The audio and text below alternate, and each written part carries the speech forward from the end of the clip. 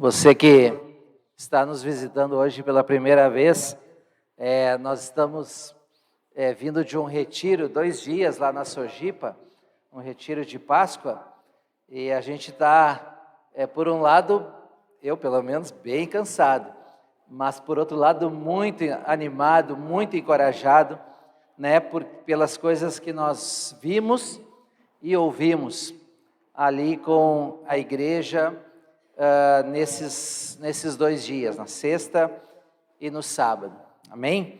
E além disso, é Páscoa, né? É um dia de alegria. Irmãos, a Páscoa representa que toda a obra, tudo aquilo que Cristo fez por nós, foi aprovado, foi aceito pelo Pai, né? O sacrifício perfeito de Jesus foi aceito pelo Pai, Ele ressuscitou, né? A sua obra foi completa e assim como Ele ressuscitou, Ele venceu a morte, nós também venceremos, nós também já vencemos, amém? Eu quero nessa manhã compartilhar uma palavra, eu quero que você abra a sua Bíblia no livro de Jó, no capítulo 19, no versículo de número 25. Jó 19, capítulo 19, versículo de número 25. Enquanto você procura, no domingo passado, nós compartilhamos uma passagem, uma mensagem em Filipenses capítulo 3, que falava, né? Esquecendo-me das coisas que ficaram para trás, eu sigo para o alvo, né? E nós encorajamos, né, a igreja a refletir nessa mensagem e, sendo necessário, né, o que é necessário na nossa vida deixar para trás, esquecer, vencer, né? E a gente encorajou a igreja, então, a fazer essa reflexão, para sair de uma apatia, para sair, né, de um lugar em que você não está produzindo os frutos que você foi criado para produzir, né? E graças a Deus eu tive, né, um retorno, né? Alguém me retornou e diz: olha, eu identifiquei tal situação, uma situação que a gente já via, e essa pessoa ela identificou tal situação na sua vida, e eu creio, ali é o início da cura, né? O início da cura do Senhor na sua vida. E eu quero, então, você que ouviu, né, também está disponível lá no nosso canal no YouTube, a importância da gente vencer o nosso passado e para nós podermos seguir em frente. Então, eu quero encorajar que outros irmãos possam, se não fez ainda, fazer essa reflexão, levar a sério essa palavra do Senhor, não minha, né? Mas para que a sua vida possa entrar nesse lugar, né, de dar frutos para o Senhor, né?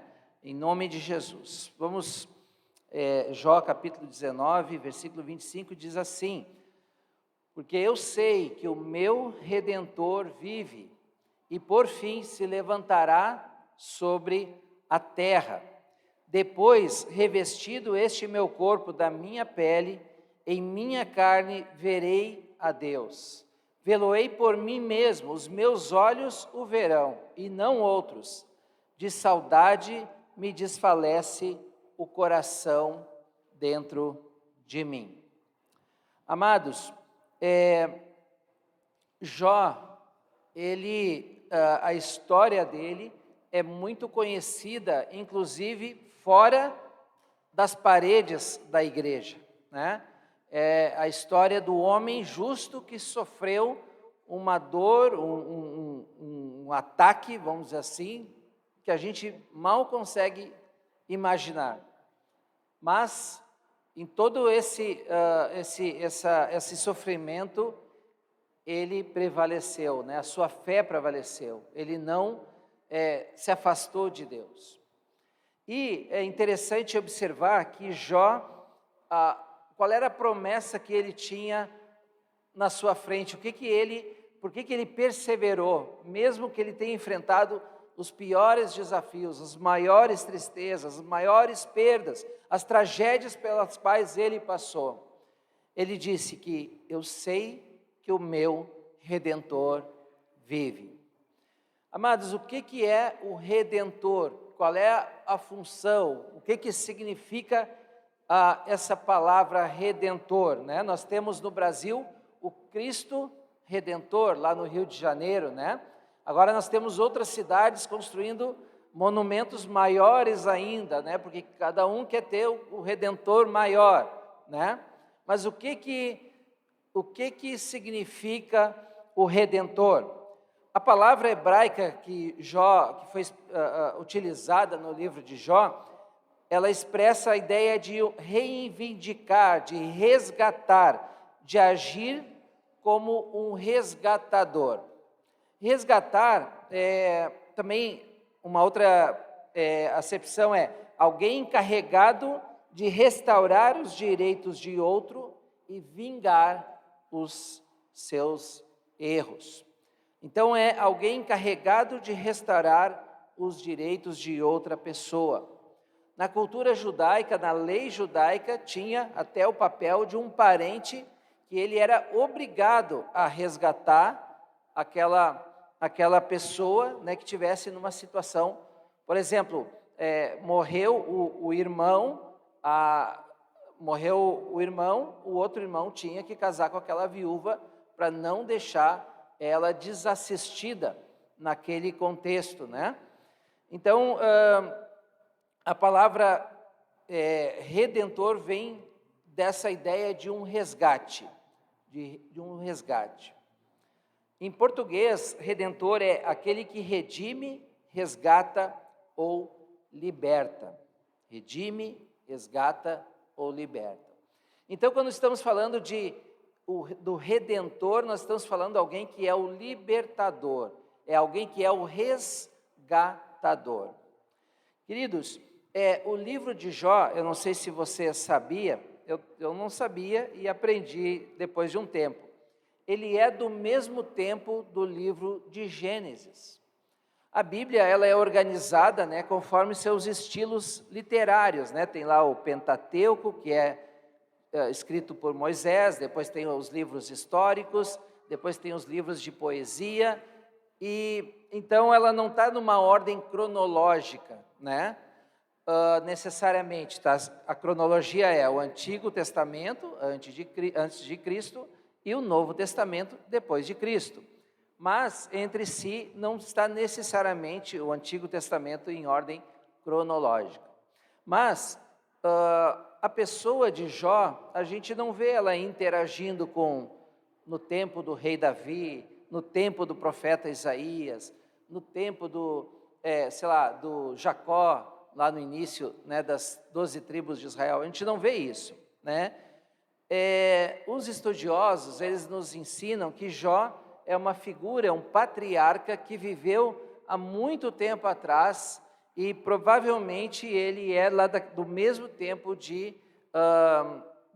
dos primeiros patriarcas, lá Abraão e os demais homens de Deus ali. Ou seja, é muito antigo, é bastante antigo, né? Ele até é um livro que fala de criaturas diferentes, enfim, monstros, etc. Mas o curioso é que lá, há muito, muito tempo atrás, nós tínhamos um homem que tinha essa necessidade de um resgatador, de um redentor. Tinha um anseio, né? Tinha uma demanda no seu interior por alguém que viesse livrá-lo. Ele disse ainda no versículo 27, de saudade me desfalece o coração dentro de mim. Ele disse, eu vê-lo-ei por mim mesmo, os meus olhos o verão. Amados, esse homem, então, naquele contexto social que ele vivia, momento histórico que ele vivia, ele tinha esse anseio e ele queria contemplar com os seus olhos o seu resgatador, daquela condição que ele vivia, que ele experimentava. E ele dizia, né, então, de saudade, eu tenho uma saudade, o meu coração desfalece, se derrete de saudade do seu resgatador. Ele fala de uma forma, né, poética, mas ele expressa uma verdade, um anseio muito profundo. Irmãos, quando eu pego esse exemplo de Jó, eu quero dizer que desde a antiguidade, há muito, muito tempo atrás, o ser humano tem esse anseio, essa necessidade de alguém maior, de alguém mais poderoso que possa nos livrar, que possa nos tirar de uma condição que a gente muitas vezes não vai encontrar saída. Nos filmes, e essa condição ela está tão presente em nós, né? Que nos filmes, nos livros, na cultura, nós temos histórias de redenção, né? E gostamos desses filmes, desses livros, né? Onde as coisas começam mal, mas no final terminam bem, né? Onde ali tem uma situação, uma atrapalhada, enfim, de uma necessidade, enfim, qualquer, mas no final o mocinho se dá bem, né? Ele recupera o seu direito, ele recupera a sua amada, ele no final consegue que tudo termina bem. E os filmes que não terminam bem, a gente acha até, eu pelo menos acho, né? Alguns dizem que são filmes realistas, né? Mas, irmãos, de alguma forma, a nossa cultura, ela procura expressar essa necessidade que nós temos de terminar bem. Terminar bem.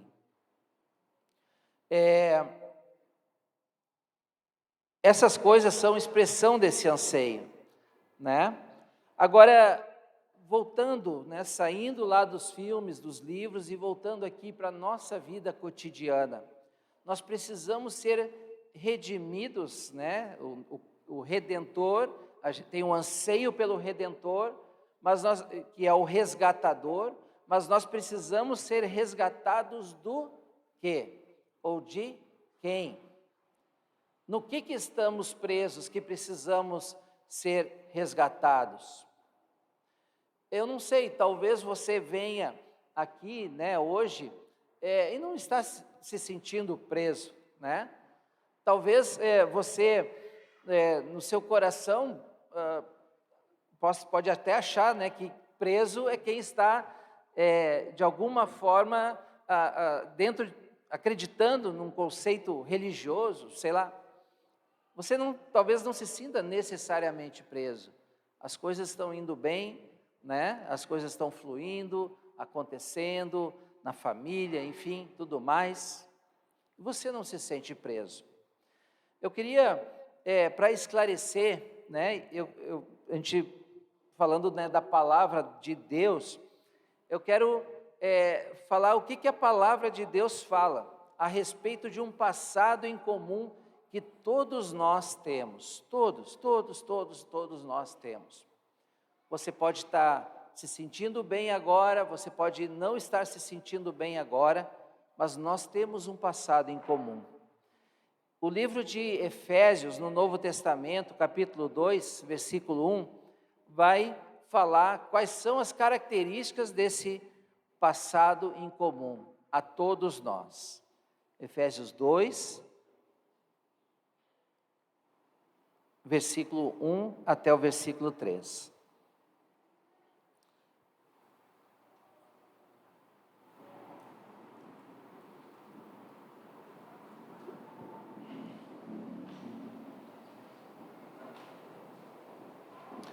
Diz assim, falando de Jesus, diz assim: Ele, Jesus, vos deu vida, estando vós mortos nos vossos delitos e pecados, nos quais andastes outrora, segundo o curso deste mundo, segundo o príncipe da potestade do ar, do espírito que agora atua nos filhos da desobediência, entre os quais também todos nós outrora, segundo as inclinações da nossa carne, fazendo a vontade da carne e dos pensamentos.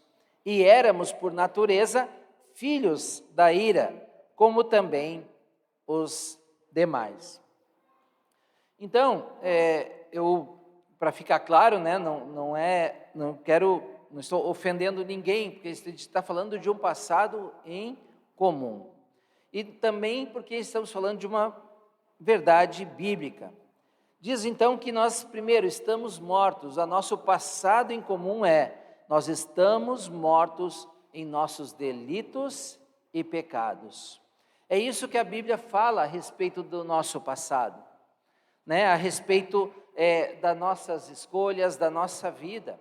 Nós estamos mortos, e o que um morto, qual é a utilidade de uma pessoa que está morta para fazer algo, para cumprir com um propósito, para atingir um alvo, para fazer um plano? Ela não tem, né? Com todo respeito, a pessoa que morreu, ela já não pode mais cumprir um plano, ela já não pode mais atingir um alvo, ela não pode mais viver por um propósito, afinal ela está morta. Irmãos, então se nós estamos mortos, e se essa é a forma como a Bíblia nos vê, Deus nos vê, quer dizer que nós estamos inúteis para viver o propósito para o qual nós fomos uma vez gerados, criados pelo nosso Criador. Por alguma razão, por algum motivo, nós ficamos escanteados, vamos dizer assim, por nossa própria condição, natureza.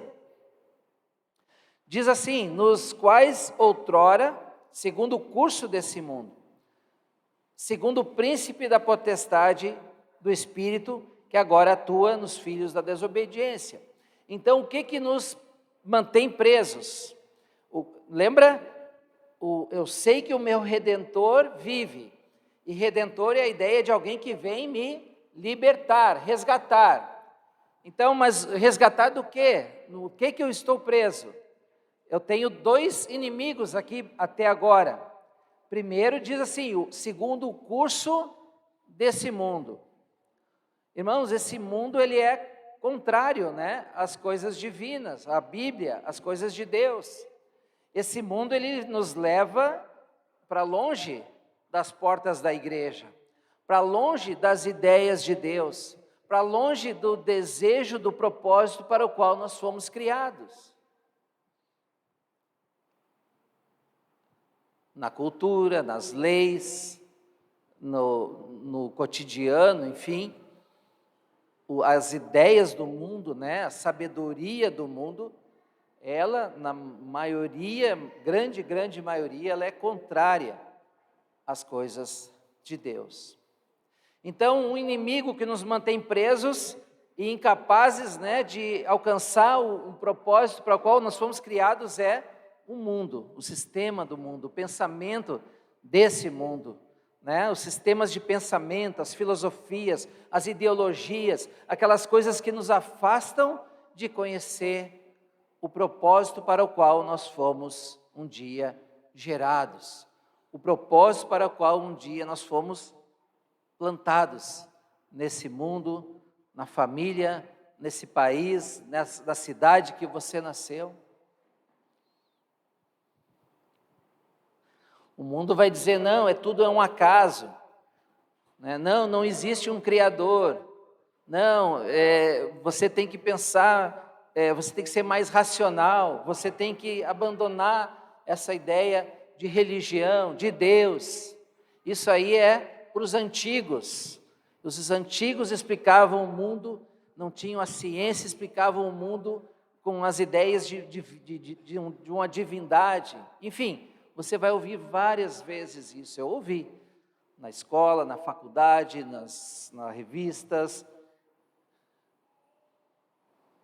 O mundo. Agora fala também o segundo inimigo que prende a gente atrás dessas grades. O príncipe da potestade do ar. O espírito que atua nos filhos da desobediência. O segundo inimigo que nos deixa presos, incapazes de viver o propósito. Esse príncipe, que em outras passagens vai chamar de Satanás, que em outras passagens vai chamar, né, do diabo, o inimigo de Deus, ele também atua, ele e o seu exército, para, na nossa mente, na nossa vida, nos destruir. né? E ele, uma verdade, né, que a gente descobre ao longo dos anos é que ele não quer necessariamente ser adorado. A gente não precisa dizer, olha, eu adoro a Satanás. O serviço dele é neutralizar a nossa adoração ao Deus verdadeiro, né? E aí para ele está tudo bem. E diz então que ele atua, é um espírito que atua nos filhos da desobediência.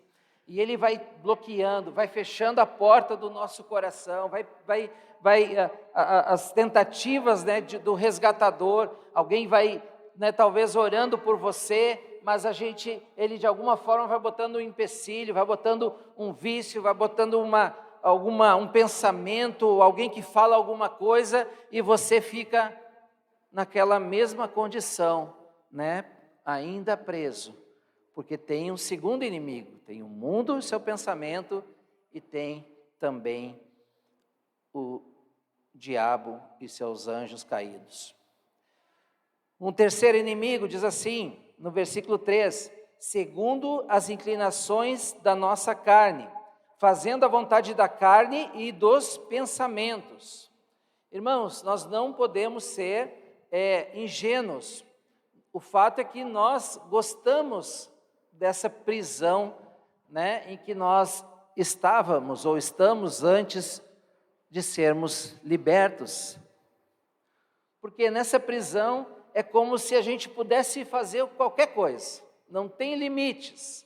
O certo e o errado é você que faz, né?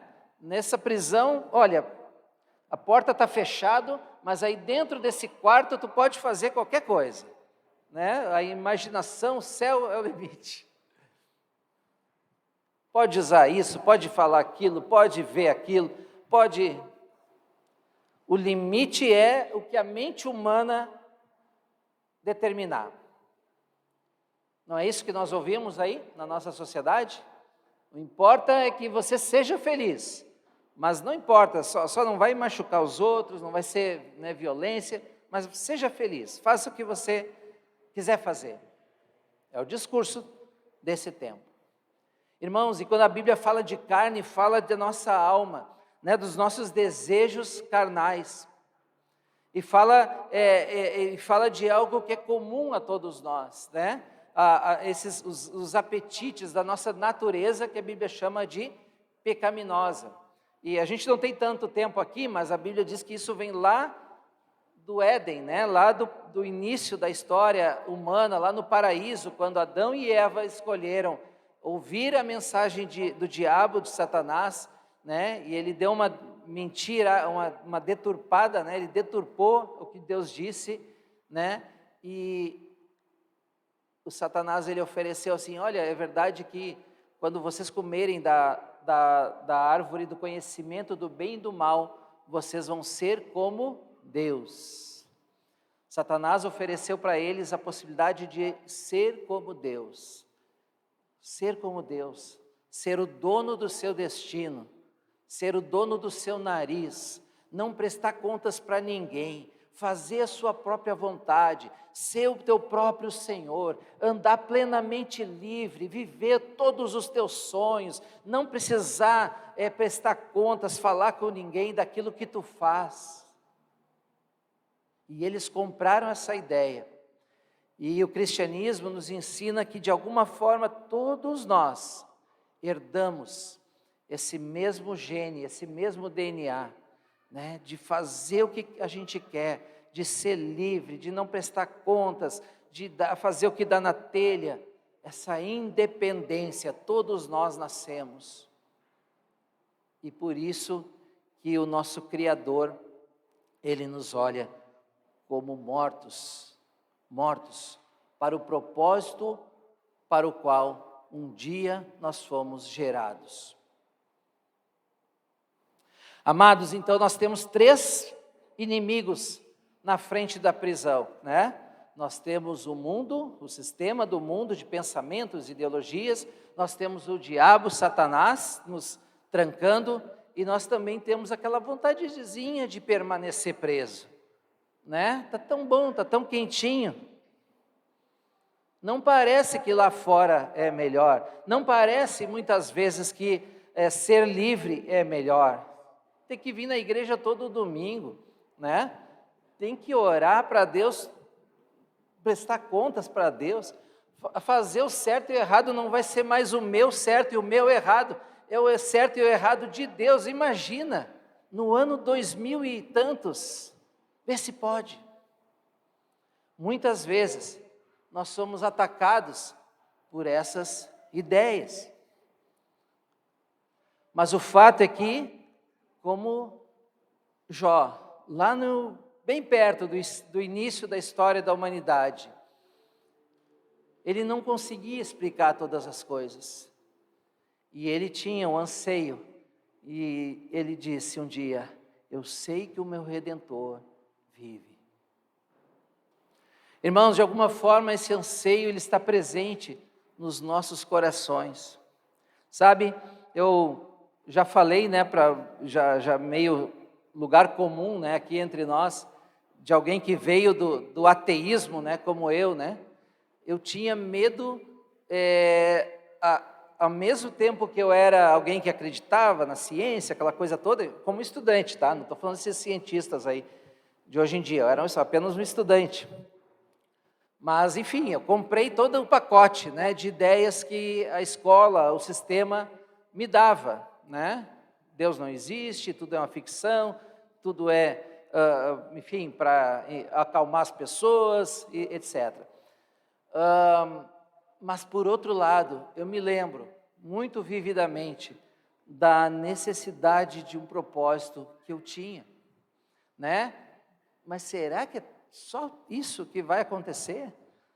Você vai viver uns anos, se tiver sorte, vai deixar uma família, vai conseguir criar em um país como o nosso e vai sumir para sempre, do nada.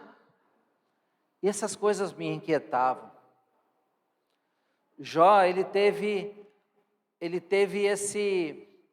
essa graça, vamos dizer assim, né, de saber que o Redentor dele vive. E ele perseverou, mesmo diante de todas as lutas que ele viveu. Eu não sabia que havia um Redentor. Eu achava que aquelas cadeias que eu estava, aquela prisão que eu vivia, era a vida normal de todos nós. Eu não tinha esperança de ser liberto, porque eu não sabia que eu precisava ser liberto. Teve um autor que disse assim: sempre que os homens, por sua própria culpa ou através de algum poder superior, ficam submetidos ao controle de outra pessoa e perdem a sua liberdade para implementar a vontade e as suas decisões, e quando seus próprios recursos são inadequados para enfrentar aquele outro poder, podem obter de novo sua liberdade somente mediante a intervenção de um terceiro. Irmãos, o que ele está falando? Que se você está numa condição de ser preso, você não tem a capacidade de se libertar por si mesmo. Você precisa de um terceiro que venha fazer essa libertação. E, queridos, a mensagem, né, o coração da mensagem bíblica da redenção é a libertação do povo de Deus do domínio do pecado por meio do sacrifício de Cristo. Assim como a Páscoa hebraica era a libertação do povo de Israel do jugo de Faraó, né, onde eles eram escravos, a Páscoa cristã é a libertação do povo de Deus do jugo de Satanás, da carne, do mundo, para sermos libertos. Esse é o significado da Páscoa. Por isso que nós pulamos, né? Não somente por causa do retiro, mas também porque a mensagem da Páscoa ela tem um significado muito profundo para aqueles que creem em Cristo. Amém? Tem um significado muito profundo para nós. Agora, eu quero ler os próximos versículos. Efésios 2, a gente leu até o versículo 3. Agora eu quero ler de 4 ao 6.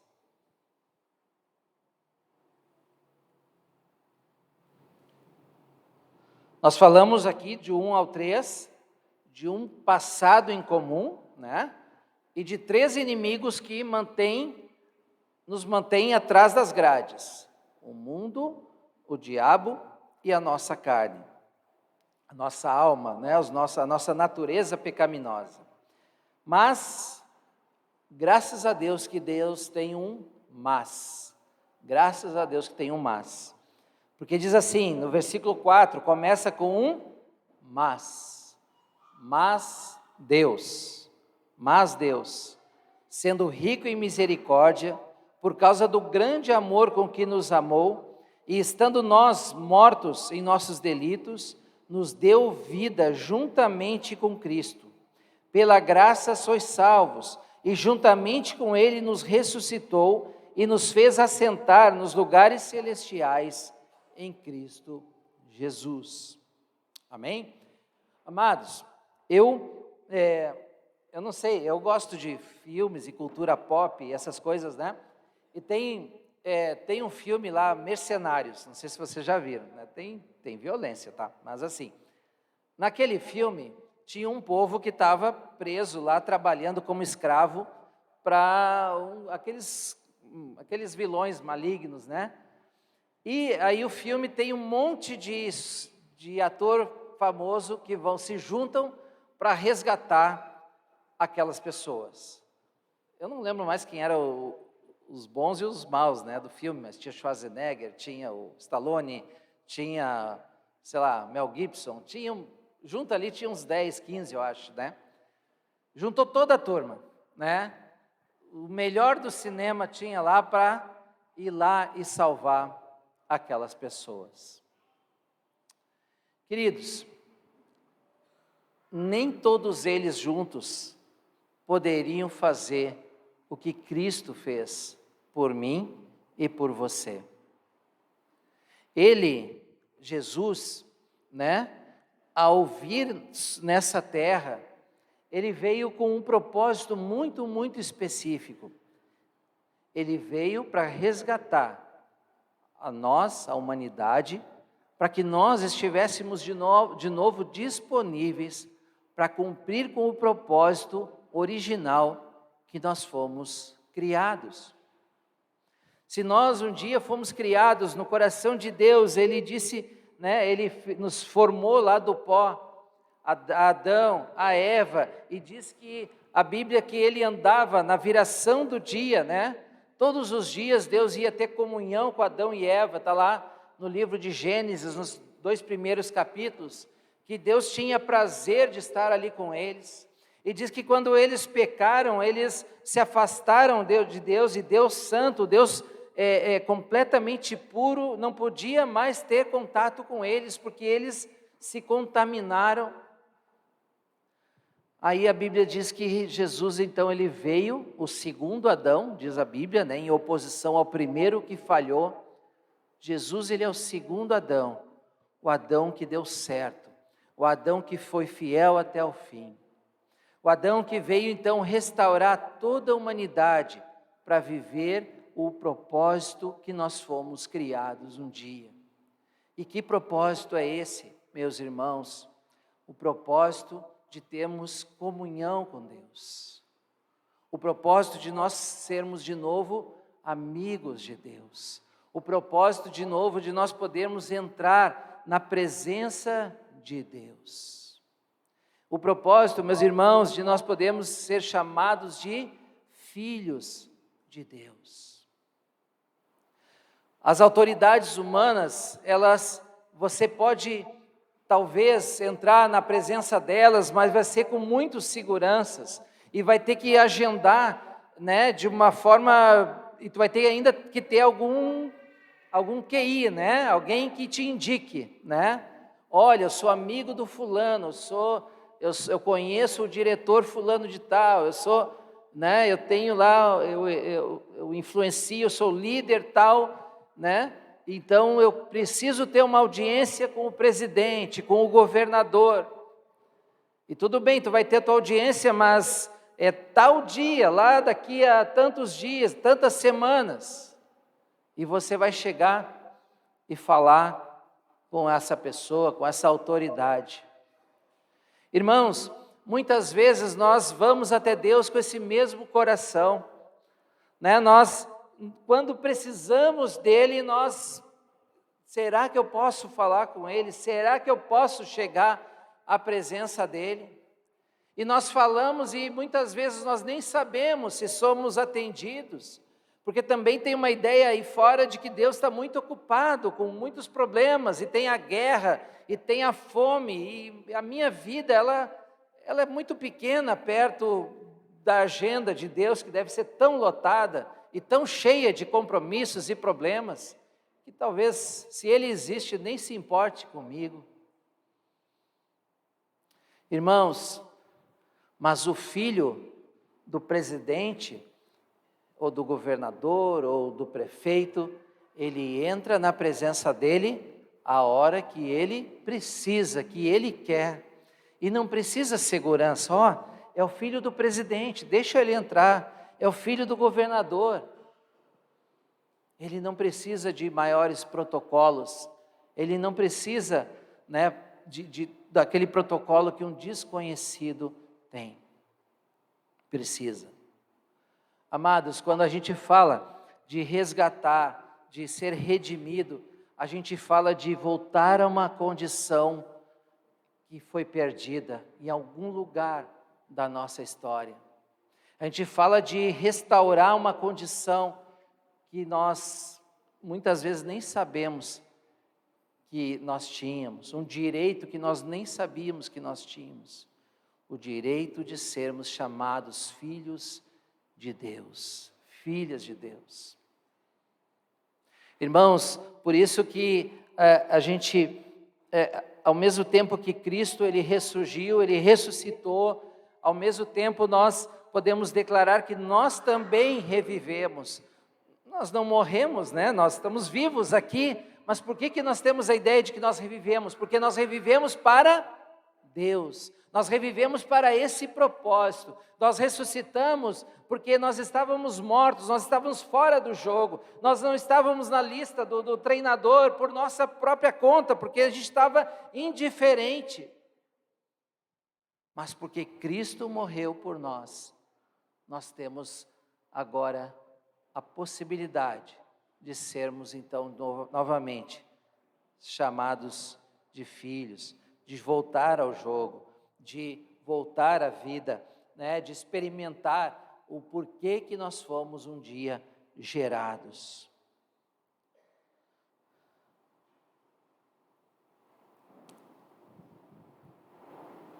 Queridos, como eu falei, é um anseio, né, do nosso coração. Dizem que um cientista, Pascal, né, é uma citação. Hoje, um parênteses, né, hoje tem tanta citação na internet que tu já nem sabe mais quais são verdadeiras e quais não são verdadeiras, né? Porque a pessoa bota uma frase e bota ali o nome de uma pessoa famosa e aí dizem que é uma citação, né? E a gente muitas vezes não sabe, mas essa citação é mais antiga, né? Dizem que Pascal, um cientista lá, né, do passado, ele disse, né, um dia que o homem tem um vazio no coração, né? E é um vazio tão grande que ele só pode ser preenchido pelo próprio Deus, né? E nós enchemos esse vazio muitas vezes com coisas, né? Com sentimentos, com muitas coisas, mas sempre permanece aquele vazio, né? Foi assim na minha história um dia.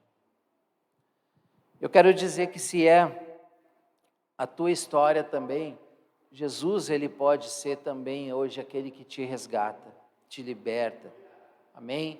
Que te tira dessa prisão. Você entende? Eu não estou falando de as coisas não estarem bem ou estarem bem, né? De você estar feliz ou não estar feliz. Eu estou falando do que a Bíblia diz a respeito de uma condição, de de uma condição espiritual das nossas vidas, de nós estarmos prontos para o propósito para o qual nós fomos criados, ou de nós estarmos indiferentes a esse propósito. Irmãos, o testemunho de quem vive esse propósito é infinitamente melhor. Amém? É infinitamente melhor do que a vida que eu tinha até então. Amém? Eu quero, assim, não é porque eu estou aqui compartilhando, né, é difícil a gente falar da gente mesmo, né? Mas eu quero que você saiba, né, que viver o projeto de Deus é infinitamente melhor do que viver a vida que eu tinha antes de conhecer a Cristo. Ele resgatou a minha vida, Ele restaurou, me deu uma esposa, filhos, né? Me deu um propósito de vida, né? Eu não preciso mais temer a morte como eu temia antes, né? Eu tenho clareza que a minha vida, ela não é só para mim mesmo, né? Mas é para o Senhor e para viver a vida que Ele mesmo tem dado para nós. O próprio Senhor, Ele disse, né, diante dos seus algozes, né? Ele disse: o homem não tem nada que do céu não tenha lhe sido dado. Irmãos, tudo que nós temos, de alguma forma, vem dos céus, vem de Deus para nós. Nós, por mais que a gente queira ser livre, né? Por mais que o diabo ele tenha dito para Adão e Eva: olha, vocês vão ser como Deus, vocês vão poder administrar o futuro de vocês vão poder fazer suas próprias escolhas, o certo e errado, o certo e errado é o que der na cabeça de vocês. Por mais que o diabo ele ofereça essa verdade, e muitos de nós creiamos, na verdade, irmãos, nós acabamos nos transformando de alguma forma em marionetes daquele que quer nos destruir, porque nós não temos controle em nada dessa vida, né? Ou nós precisamos ir correndo para os braços do nosso Redentor, do nosso Criador, porque aquele que tem o controle sobre as vidas do outro lado, ele no final, ele tem planos de destruição. Jesus mesmo disse no Evangelho de João, capítulo 10, o diabo veio para matar, roubar e destruir, mas eu vim para que vocês tenham vida e vida abundante, vida plena. Irmãos, essa vida abundante, ela não é uma vida com um carro de luxo aqui do lado, quando tu vem no culto, não é uma conta cheia de dinheiro, não é uma aposentadoria bem gorda. Essa vida abundante é quando esse propósito foi restaurado, esse vazio foi preenchido, quando tu sabe que os teus passos sobre essa terra não são apenas os teus passos, tu não estás sozinho caminhando, mas o teu Criador, o teu Redentor, Ele está te olhando, Ele é por ti. A agenda dele não está tão cheia, não está só lá na Ucrânia, não está só lá na África, ela está também sobre a tua vida, porque Ele te cuida, Ele é aquele que zela por ti. Sabe, irmãos, quando você descobre essa verdade, você pode tomar as suas decisões com mais confiança, você pode seguir em frente com mais confiança, porque você tem esperança verdadeira, provada pelo tempo, provada pela palavra, provada pelos testemunhos daqueles que ousam ir contra o fluxo desse mundo. Ousam, porque o mundo vai para um lado, e quando você diz, eu escolho Deus, você está dizendo, eu vou pelo outro lado. Mas queridos, quando a gente escolhe Deus, a gente está indo para o lado que no final das contas, é o lado que vence. Amém? É o lado que vai, lá no final, vai poder dizer, eu sei que o meu Redentor vive. E mais do que isso, essa saudade que Jó disse, né? eu tenho uma saudade, eu tenho um desejo, os meus olhos vão ver o meu Redentor. Irmãos, essa é uma verdade, né, que todos nós um dia vamos ver suprida diante dos nossos olhos. A Bíblia diz que todo olho verá Jesus um dia, né? Alguns para a alegria da salvação, outros apenas para a sua tristeza eterna, né? De que passou a salvação e não abraçou a Jesus, né? Teve a oportunidade, mas não confiou. Irmãos, para terminar, né? Quando eu vejo o livro de Apocalipse, ele parece, para muitos, é um livro que dá medo, né? É um livro que coloca um temor, né? Fala de destruição, fala de demônios agindo, fala de um monte de situações limite nessa terra. Por outro lado, a gente olha para as circunstâncias e parece que a gente está vivendo, né? Em algum grau, algumas coisas que o Apocalipse fala, um controle mundial, né? Guerras, terremotos, fomes, enfim. Irmãos, mas eu quero assim deixar um resumo bem resumido, né? Que eu vejo do Apocalipse sim, esse mundo do jeito que está, não tem mais jeito. Não tem mais jeito. Mas Deus, Ele está em todos, como diz lá no Apocalipse, de todos os povos, tribos, línguas e nações. Ele está escolhendo, pessoas que voluntariamente abandonam o seu eu, abandonam as suas vontades e se deixam ser libertas por esse Redentor. O mundo novo, o novo céu, a nova terra, a promessa de Deus é de que aqueles que voluntariamente, olha essa palavra, voluntariamente, o desejarem, o quererem, e fizerem essa opção, essa escolha, não, a partir de agora eu quero seguir a Jesus. A partir de agora eu quero aceitar a libertação que esse resgatador me dá. Quem voluntariamente aceitar essa oferta de amor, a Bíblia diz que vai viver nesse novo céu e nova terra. E a Bíblia diz que Ele vai dizer, né, que Ele vai ser o nosso Deus e nós vamos ser o seu povo, o seu rebanho, as suas ovelhas. Voluntariamente. E a minha pergunta é para você que está aqui me ouvindo nessa manhã. A Bíblia fala, né, que o dia da salvação é o dia de hoje. É o dia de hoje. 2 Coríntios 6, se eu não me engano, diz: eis agora o dia da salvação.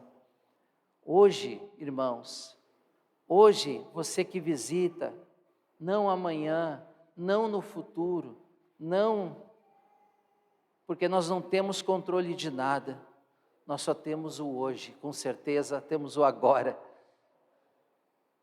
Voluntariamente. A minha pergunta para você é se voluntariamente você quer entregar a sua vida para Cristo nesse dia de Páscoa. Assim como Ele um dia ressuscitou na Páscoa de 2000 e tantos anos atrás.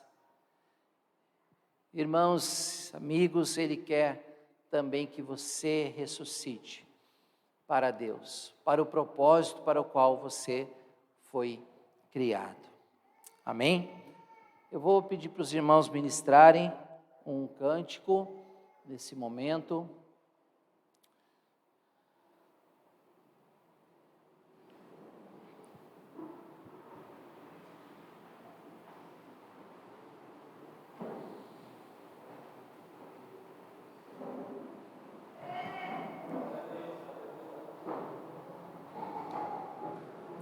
Eu quero pedir que a igreja, que você que nos visita, todo carinho, que você possa, por um segundo, por um momento, baixar a tua cabeça, fechar os teus olhos.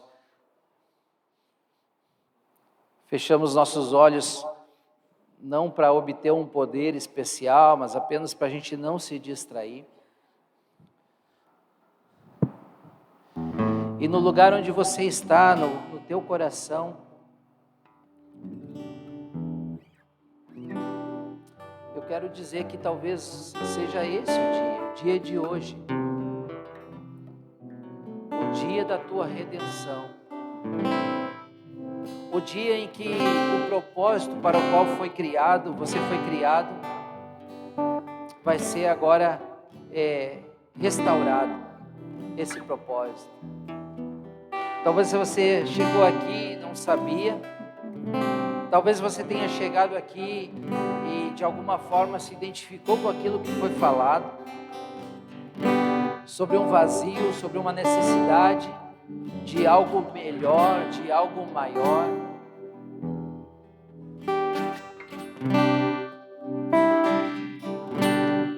Se você ouviu que voluntários, aqueles que voluntariamente desejarem ser libertos dessas grades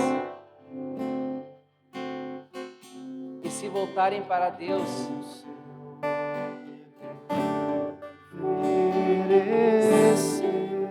se essa é a decisão voluntária do teu coração, de tomar essa decisão diante de Deus nessa manhã e dizer: Deus, eu quero ser essa pessoa que toma essa decisão de não mais viver para mim mesmo, mas viver para Ti a partir de agora.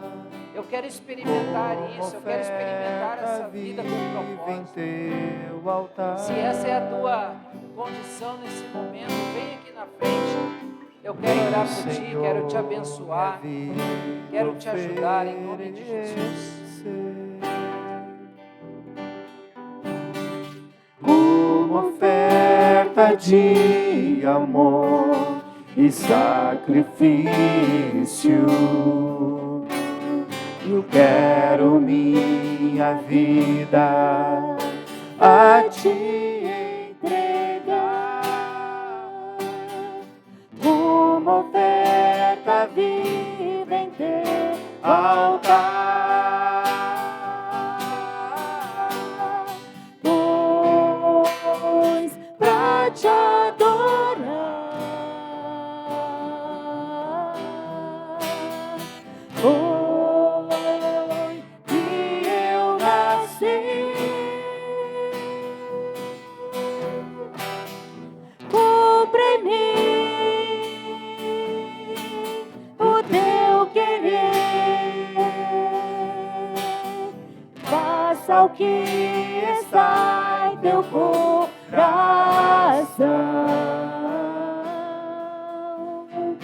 e que a cada dia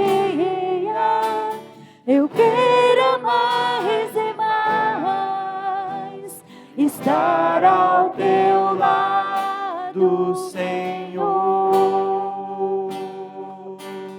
Vou pedir que todos levantem, que possamos estar cantando juntos esse cântico.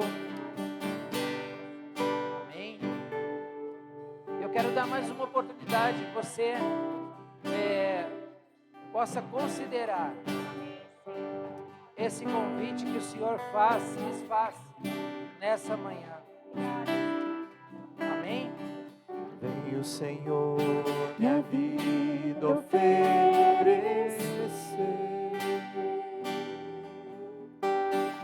uma oferta de amor e sacrifício.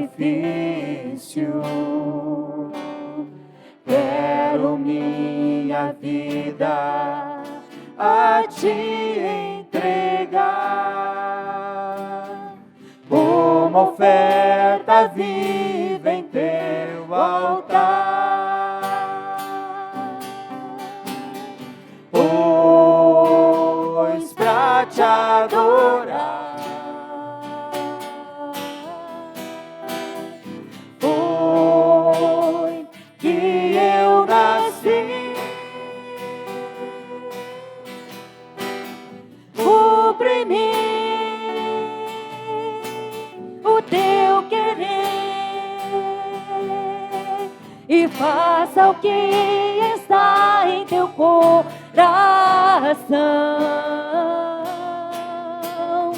e que a cada mais e mais estar ao teu lado, estar ao teu lado, estar ao teu lado, Senhor.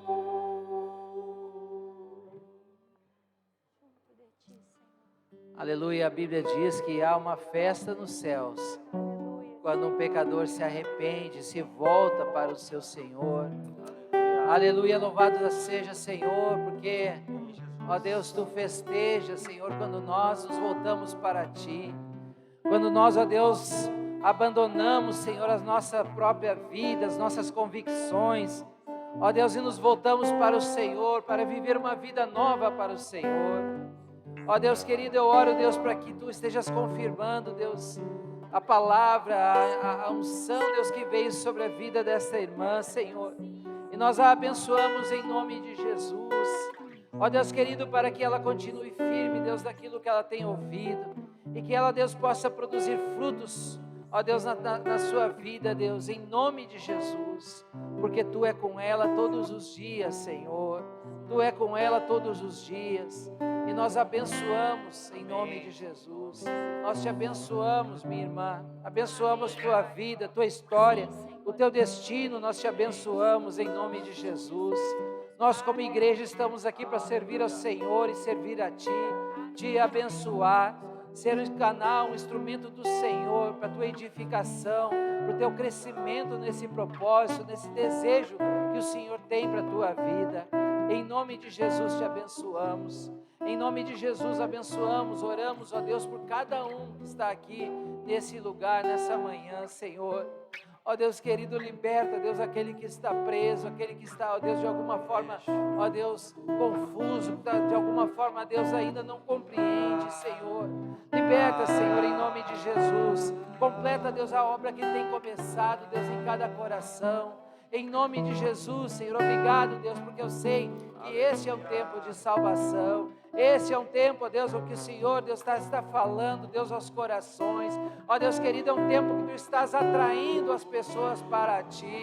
Ó Senhor Deus, nós em nome de Jesus oramos, Senhor, que Tu encontre, Deus, aqui no nosso meio, esses corações que voluntariamente, Deus, vão abandonar, ó Deus, os seus projetos pessoais, para viver o melhor desta vida, que é viver para Ti, viver para a eternidade, viver para as coisas que são da eternidade, Senhor. Em nome de Jesus, Senhor, não permita que ninguém saia daqui, Senhor, sem essa marca, sem essa palavra, sem esse desejo, Senhor. Ó Deus querido, em nome de Jesus, ó Deus querido, porque Tu ama primeiro, Tu nos amou primeiro. Tu é que saiu do Teu lugar, ó Deus, para nos resgatar.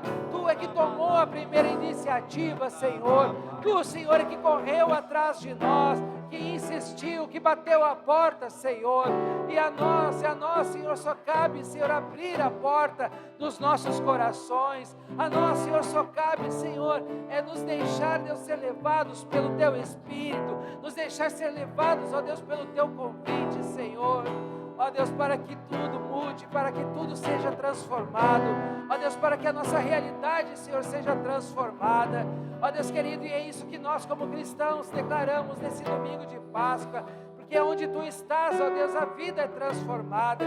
Porque Tu geras vida em nossas vidas. Tu transforma o nosso destino. Tu nos tira da condição de morte e nos dá vida, vida abundante, vida eterna, uma vida de alegria, uma vida de propósito. Ó Deus querido, em nome de Jesus, nós Te louvamos por isso. E Deus, assim, nessa convicção, nessa fé, nós abençoamos, oramos abençoando, Pai, a cada um dos nossos ouvintes, dos nossos irmãos, dos nossos visitantes, ó Deus, que estão aqui nessa manhã. Em nome de Jesus, Pai, Te damos graças, louvamos a Ti. Aleluia, aleluia, aleluia. Glórias a Ti, Senhor. Amém.